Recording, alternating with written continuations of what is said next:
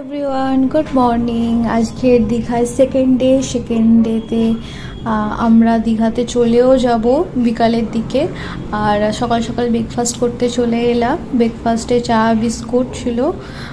দেন আমরা চা বিস্কুট খেয়ে রুমে গেছিলাম। রুমে গিয়ে ভালোভাবে জমিয়ে আড্ডা করলাম, প্যাকিং করে নিলাম, আর চেক করে নিলাম কিছু ফেলে যাচ্ছে কি না।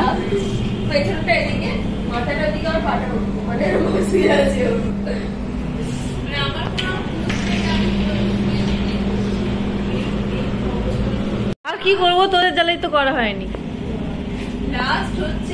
আর লাস্টে এটা হচ্ছে কি সবার আউটফিট, আর এটা আমার আউটফিট ছিল, যাওয়ার জন্য রেডি ছিলাম।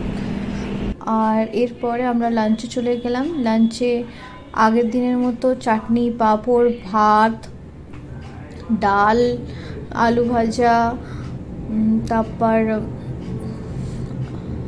পনিরের তরকারি, আর ছিল কাতলা মাছের ঝাল। আজকের কাতলা মাছের ঝাল হয়েছিল, এটাও বুফে সিস্টেমের ছিল। খাবার খুবই সুন্দর ছিল, কাতলা মাছের ঝাল ছিল।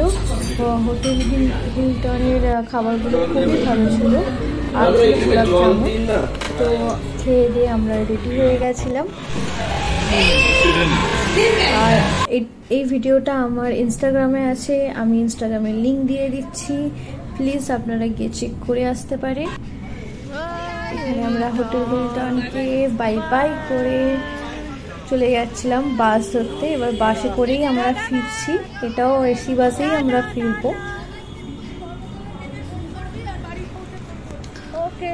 আমাদের সিনিয়র স্যার ম্যামেরা অন্য বাসে করে যাচ্ছে, আর আমরা অন্য বাসে করে যাচ্ছি। তো যেতে যেতে বৃষ্টিও পড়ে যাচ্ছিল। তো আশা করি দীঘার ব্লগগুলো ভালো লেগেছে।